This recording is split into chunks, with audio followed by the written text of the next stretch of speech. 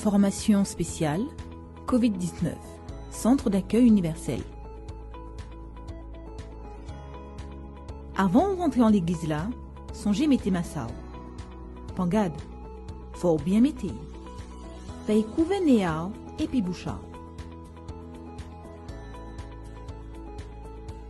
D'abord pouillon, les arrivés, désinfecter méao. En pote à l'église là, ou qu'est trouvé, on distribuait à gel hydroalcoolique. Y'en qui pige pédale là, avait pied. En dit dans la salle là, suivre direction à ces flèches là qui collaient à tel là. Léo qui arrivait devant l'hôtel là pour prier Dieu, toujours respecter distanciation à 1 mètre et puis l'hôtel là, mais aussi et puis moun là qui côté à là. Aussi, nous respecter distanciation physique à 1 mètre entre chaque chaise. Pendant qu'on prier Dieu, gardez masla cinéa et bouchard. C'est seulement pour protéger et protéger les autres. Les forts qui déplaceront l'église là, qu'on les forts ou partis, pas courir. Toujours songer, respecter distanciation physique à 1 mètre, et puis moun là qui devant là, et si là qui côté haut.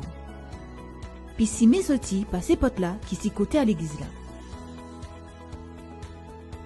Centre d'accueil universel rouvre potaille et nous comptons les autres face à face. Mais en nous toujours respecter toute geste paillée. Bon dit bénisot.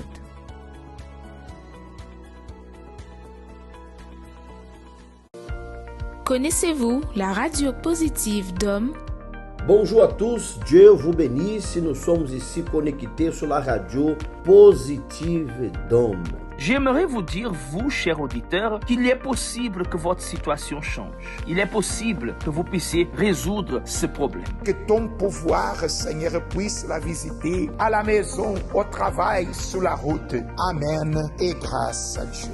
Une web radio 100% connectée à vos côtés tous les jours, 24 heures sur 24, pour vous apporter foi et motivation où que vous soyez. Soyez positifs et écoutez la radio positive d'Homme. Vous pouvez télécharger notre application qui est disponible sur l'App Store, mais aussi sur Google Play. Ou alors, connectez-vous sur notre site www.radiopositivedhomme.fr. Radio Positive d'Homme, la radio qui vous réanime. La thérapie de l'amour. Tous les jeudis, assistez à une conférence dédiée à la vie sentimentale. Un rendez-vous à ne pas manquer. Vous connaîtrez enfin ce qu'est l'amour intelligent, basé sur la parole de Dieu. Recevez des conseils et orientations, peu importe votre situation amoureuse. Que vous soyez marié, en couple, veuve, célibataire ou divorcé. Découvrez comment obtenir votre bénédiction sentimentale. Apprenez à aimer d'un amour intelligent. Dans notre siège, au 6 Mornbergen, route des Abîmes, face à la Brède. Chaque jeudi à 19h au centre d'accueil des Abîmes. La thérapie de l'amour.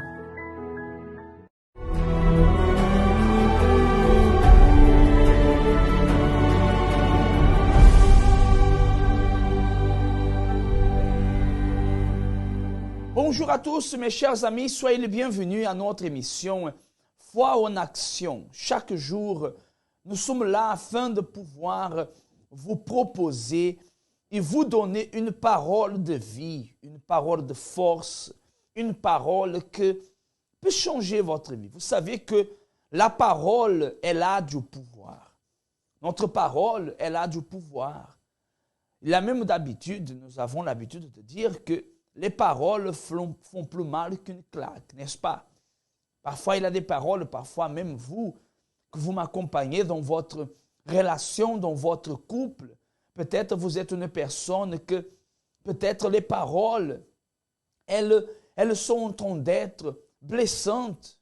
Il y a division, il y a querelle, il y a dispute, il y a des problèmes dans votre vie conjugale dus aux paroles qui ont été prononcées, dû aux paroles qui ont été dites. Et peut-être aujourd'hui, vous essayez de résoudre ce problème et ça paraît que les choses sont en train de s'empirer. Peut-être vous êtes une personne frustrée.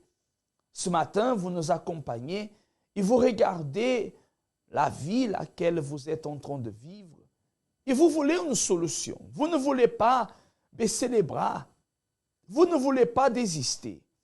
Vous ne voulez pas abandonner. Vous voulez lutter. Mais peut-être, vous ne savez plus quoi faire. J'aimerais vous inviter à que vous puissiez rester avec nous et accompagner les témoignages, les faits réels, que chaque émission vous accompagne avec nous. Parce qu'aujourd'hui, jeudi, à 19h, nous aurons la réunion de la thérapie de l'amour. Une réunion qui a comme objectif vous orienter, vous donner la direction et vous montrer que c'est possible que votre vie sentimentale, conjugale, familiale, elle puisse changer. Peu importe le problème, peu importe la situation laquelle vous traversez, il y a une solution. C'est pour cette raison que j'aimerais que vous puissiez en ce moment accompagner le témoignage de ce couple. Madame et Monsieur Apatou, un couple qui est arrivé au centre d'accueil, plutôt Madame, d'abord, et c'était catastrophique. Vraiment, c'était grave. C'était un mariage qui était au point de peut-être avoir le divorce, la séparation. Mais à travers les conseils que cette dame a reçus et que tous les deux aussi, ils se sont disposés à obéir, à suivre. Aujourd'hui, ils racontent leur histoire et une vie transformée. Restez avec ce témoignage et ensuite un spot et on revient d'ici à quelques instants. Je m'appelle Madame Apatou Franciane. L'état de ma vie lorsque je suis arrivée au centre d'accueil universel, c'est que ma vie de couple et ma vie de famille étaient vraiment détruites. Il y avait beaucoup de souffrances. Les problèmes sentimentaux, c'est que mon mari, il avait une double vie. À part ça, il rentrait le soir vers 4h du matin, 5h du matin. Je ne le voyais vraiment, presque pas. J'ai connu le centre d'accueil universel à travers d'une invitation. Et de là, je me suis rendue au centre d'accueil un dimanche après-midi. Là où se trouvaient toutes les gens rassemblés. J'ai été bien reçue. Ce jour-là, on nous a demandé d'écrire le problème et de clouer sur la croix, chose que j'ai faite depuis ce jour. Alors, lorsque je suis arrivée, j'ai fait les chaînes de prière, j'ai fait les propos, tous les propos qu'on faisait, je le faisais. J'ai fait aussi un défi avec Dieu, en lui demandant de transformer, de changer ma vie. À travers de ce défi, Dieu a touché le cœur de mon mari. Subitement, il a une envie de partir, d'aller en vacances vers la métropole, et chose qui a été faite. Il est parti. Il voulait m'emmener, mais moi, comme je savais que j'avais un propos avec Dieu, j'ai dit non, je n'y vais pas, parce que je devais accomplir mon propos. Moi, bonjour, je m'appelle Monsieur Abatou. Alors, avant de partir en métropole, déjà, j'étais au téléphone avec, comment dirais-je, les femmes que je fréquentais. Il y avait une fille que je venais d'avoir, et j'étais au téléphone avec elle, et tout en parlant, on était en train de discuter, j'entendais une voix qui me disait « à quand est-ce mon tour ?» Ça bombardait le téléphone « à quand est-ce mon tour ? À quand est-ce mon tour ?» Et je me suis dit, j'ai demandé à la dame « est-ce qu'elle a quelqu'un à côté de lui ?» Elle m'a dit non. Alors, quand j'ai entendu ça, je lui ai dit « je raccroche et je vais te rappeler ». Alors, j'ai raccroché le téléphone, et quand j'ai raccroché le téléphone, je ne l'ai pas rappelé. Et dans un moment, elle me rappelle. Quand elle m'a rappelé, je lui ai dit, je t'avais dit d'attendre, je vais te rappeler. Et elle m'a demandé qu'est-ce qui s'est passé. Je lui ai dit rien. Et elle m'a dit, est-ce que j'ai un démon avec moi? Je lui ai dit non, j'ai pas de démon. Elle m'a dit oui, que j'ai un démon avec moi. Et là, j'ai raccroché le téléphone. Et en sortant au boulot, à 14h30, je suis passé à l'aéroport. Vers l'Orisée, il y avait un embouteillage. La voiture s'est arrêtée face d'une petite agence.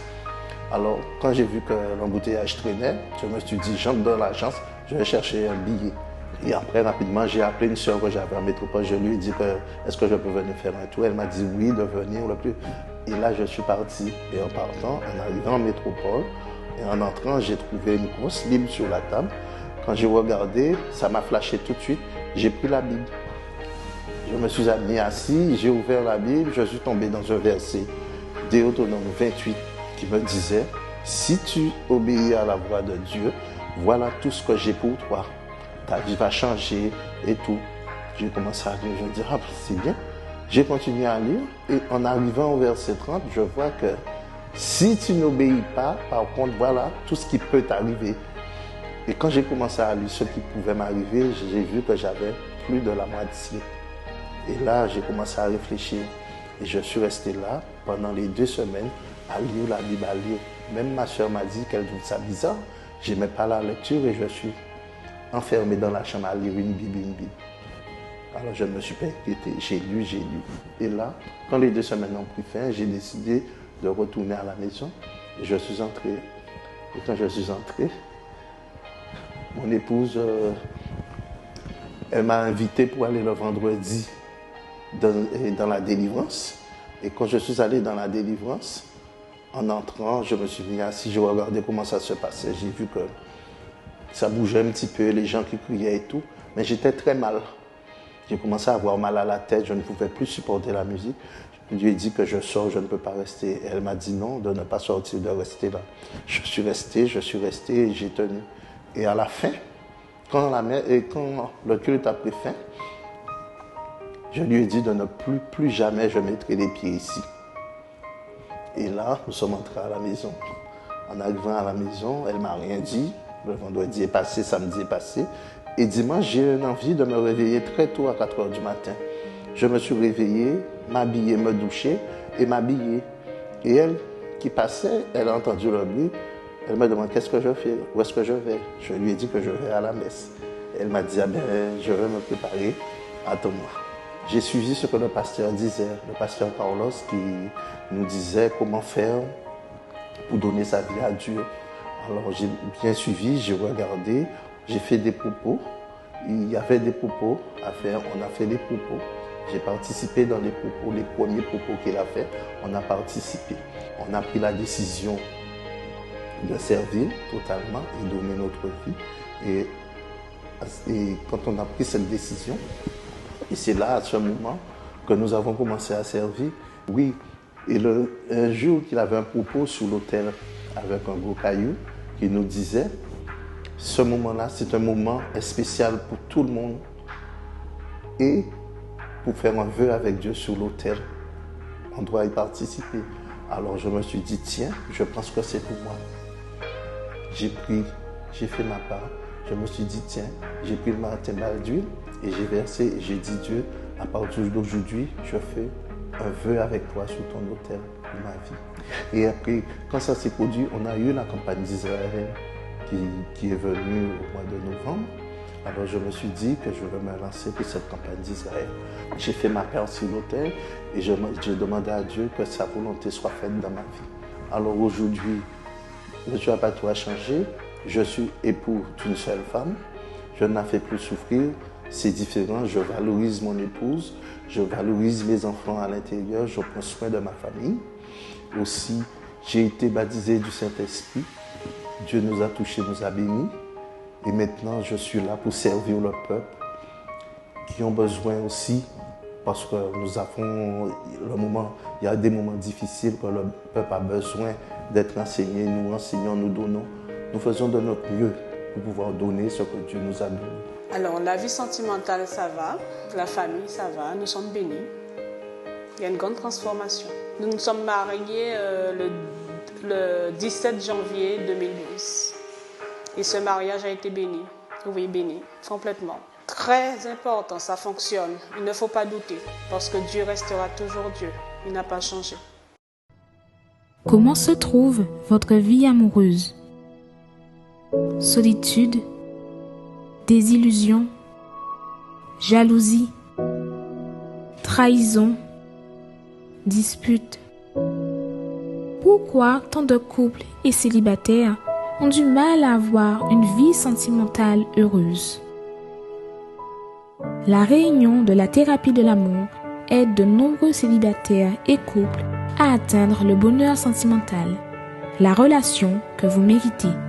La thérapie, pour moi, en fait, c'est une école où on apprend, en fait, qu'est-ce que la vie sentimentale. À travers la thérapie de l'amour, j'ai appris à me valoriser. J'ai appris que on ne vit pas par les sentiments, parce que, en fait, les sentiments nous perdent. Quel que soit le problème dans la vie sentimentale que cette personne peut rencontrer, cette personne sera relevée et trouvera une direction pour sa vie. On m'a appris qu'il faut que je sois heureuse avec moi-même. Et comment être heureuse avec moi-même? C'est tout faire pour guérir en fait des blessures du passé, me libérer en fait de tout ce qui est en train de me faire souffrir à l'intérieur de moi. Ça m'a appris vraiment à reconnaître qui j'étais, quelle était ma valeur et comment faire pour devenir quelqu'un de meilleur dans mon mariage, dans le futur. Comment faire pour être une bonne personne, une bonne épouse. Comment faire pour mieux gérer ma vie sentimentale. Si vous avez un partenaire et que vous voulez améliorer votre relation, ou si vous êtes célibataire et que vous voulez trouver la bonne personne, venez à la thérapie de l'amour et ayez la direction pour construire votre vie amoureuse.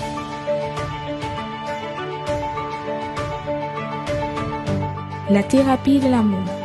Apprenez à aimer d'une façon intelligente.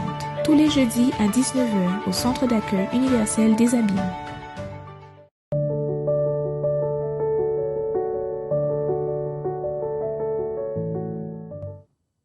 Voilà, mes chers amis, nous sommes de retour. Et vous voyez le témoignage de M. Apatou, de Mme Apatou. Vous voyez que Dieu peut changer et Dieu veut transformer votre vie. Vous que vous m'accompagnez en ce moment, peut-être vous regardez ou vous étiez en train de regarder votre situation et vous étiez en train de vous poser la question, ça vaut la peine de lutter? Ça vaut vraiment la peine que je puisse me battre? Moi, je vous dis que c'est possible de changer. Alors aujourd'hui, mes amis, comme vous pouvez voir ici, la thérapie de l'amour, conférence pour ceux qui cherchent le bonheur sentimental, à 19h. Aujourd'hui, à 19h, la réunion de la thérapie de l'amour. Mes amis, ici, à notre siège, au 6 Morne-Verguin, 97 139 Les Abîmes. Si vous êtes une personne que vous voulez trouver le bonheur, la paix, la joie, vous voulez réussir, vous êtes fatigué de souffrir, de faire de mauvais choix, de prendre de mauvaises décisions, et vous voulez que votre vie avance, alors vous n'avez rien à perdre. Cette réunion, elle est pour vous. Et je vais vous laisser encore, mes amis, avec un autre témoignage. Nous allons revenir d'ici à quelques instants pour pouvoir faire la prière en votre faveur, préparer déjà un verre d'eau, une bouteille d'eau, et nous allons clamer à Dieu en votre faveur d'ici à quelques instants pour déterminer la victoire dans votre vie, la force, au nom du Seigneur Jésus. Restez avec nous, restez avec encore ce témoignage, et on revient d'ici à quelques instants. Bonjour, je m'appelle Ghislaine. Avant d'arriver au centre d'accueil universel, j'étais une jeune femme seule avec 3 enfants. J'avais fait un mauvais choix dans ma vie sentimentale. Je cherchais Dieu, mais je ne trouvais pas. J'étais dans une autre église, mais je n'avais pas la réalisation, ni la paix, ni la joie, ni le bonheur, et je manquais beaucoup d'amour et de confiance en moi. Alors, j'ai connu l'église par rapport à une amie qui m'en a parlé, et je suis partie directement sur place, à l'époque à Pointe-à-Pitre, au Quai Lefebvre. Alors, qu'est-ce que j'ai fait pour que ma vie puisse être différente, avoir un goût différent? J'ai participé aux propos. Quand je suis arrivée, il y avait la campagne d'Israël. Donc, tout de suite, je me suis lancée dans la campagne parce que je voulais avoir une définition pour ma vie. J'étais divisée, je ne savais pas par quel chemin aller. Donc, j'ai mis ma confiance sur Dieu, sur l'autel. J'ai sacrifié. Par la suite, Dieu m'a donné une direction et que j'ai suivie en me guidant vraiment pas à pas. Et ensuite, ma vie a commencé à changer. J'ai pris des décisions qui m'ont conduit à avoir un résultat différent dans chaque domaine de ma vie. Soit ma vie spirituelle, j'ai commencé à mieux entendre la voix de Dieu, à être en connexion vraiment avec Dieu. Pour la vie familiale, à avoir une meilleure communication avec les enfants. la vie professionnelle, financière, tout a commencé à changer. Par la suite, je me suis mariée. Et bien sûr, avant le mariage, j'ai rencontré Dieu lui-même parce qu'il m'a donné son esprit, sa présence, la paix, la joie, l'amour que je n'avais pas. J'ai tout trouvé en Dieu. Voilà, mes chers amis. Nous allons nous préparer alors pour la prière. Et j'aimerais préparer un verre d'eau, une bouteille d'eau comme j'ai entre mes mains. Nous allons mettre le spot de la prière et on reviendra pour déterminer la victoire, le miracle en faveur de tous ceux que nous accompagnent et que nous suivent. Restez avec ce spot, à tout de suite. C'est le moment de la prière. Nous allons parler avec Dieu. Seigneur notre Dieu et notre Père, nous entrons devant ta face, devant ta présence, Seigneur. Dans les dernières minutes de cette émission que nous réalisons, Seigneur, de notre participation ici, mon Père, nous demandons, Seigneur, au Seigneur, que tu viennes à la rencontre de ces personnes que nous accompagnent, à la rencontre de cet homme, de cette femme, de ces personnes que nous suivons, mon Dieu, à travers leur portable, mon Seigneur, leur télé, à la maison, au travail. Là où arrive notre voix, Seigneur, à l'hôpital, en prison, là où arrive notre voix, qu'arrive aussi, mon Père, une solution, la lumière au fond du tunnel, Seigneur. Cet espoir que peut-être cette personne était en train de perdre, mon Dieu. Mon Père, consacre et bénis cette eau, pour qu'au moment que ces personnes vont boire de cette eau, qu'elles reçoivent vie, qu'elles reçoivent force, qu'elles reçoivent vigueur, disposition, courage, pour venir chercher de l'aide, parce que beaucoup, elles nous accompagnent de foi, mon Père, et elles ont besoin. Elles se retrouvent dans ce qu'elles écoutent, mais c'est comme s'il y a une chaîne, quelque chose que les emprisonne, que les empêche de venir lutter. Mon Père, étends ta main alors, et viens, mon Seigneur Jésus, arracher ce mal. Mon Dieu, nous déterminons, nous bénissons, et nous, Seigneur, ici ensemble, nous déterminons la victoire et le miracle. Mon Dieu, au nom du Seigneur Jésus, viens bénir, mon Dieu, viens manifester ton pouvoir, et que Seigneur, à travers de cette eau, le miracle s'accomplisse. Au nom du Père, du Fils et du Saint-Esprit. Au nom du Seigneur Jésus. Amen. Et grâce à Dieu. Buvez de cette eau. Soyez bénis par la foi.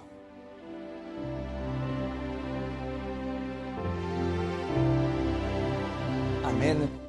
Et grâce à Dieu. Certainement, Dieu, il va opérer dans votre vie. Mes chers amis, vous que vous nous accompagnez, vous que vous nous suivez, vous avez la possibilité de pouvoir vaincre. Mes amis, ici, dans notre siège, au 6 Morne-Verguin, aujourd'hui, à 19h, la réunion de la thérapie de l'amour. C'est pour cette raison, mes chers amis, que je vous attends. Dès 18h, moi et mon épouse, nous sommes déjà là pour pouvoir accueillir et recevoir ceux que désirent une orientation, une parole de force, de vie. Vous avez besoin de ça. Alors nous sommes là. Nous arrivons à la fin de notre émission. Je remercie à tous ceux qui nous ont accompagnés, qui nous ont suivis. Et je vous dis, mes amis, ne perdez pas du temps. Venez chercher la solution afin que votre vie change. Que le Seigneur vous bénisse et au revoir. Un vêtement qui a disparu. Une poudre étrange qui est apparue devant la porte de la maison ou de l'entreprise. Une poupée remplie d'aiguilles avec un nom inscrit à l'intérieur. Une de vos photos, trouvée dans le cimetière. Ce sont des rituels réalisés pour détruire les personnes dans plusieurs domaines de leur vie. Beaucoup ont remarqué qu'après avoir trouvé quelque chose de mystérieux, ou après la disparition d'un objet personnel, des choses étranges ont commencé à arriver et leur vie a commencé à s'écrouler. Si vous vous identifiez à cette situation, venez vendredi afin de détruire tous les rituels dans la prière de la délivrance.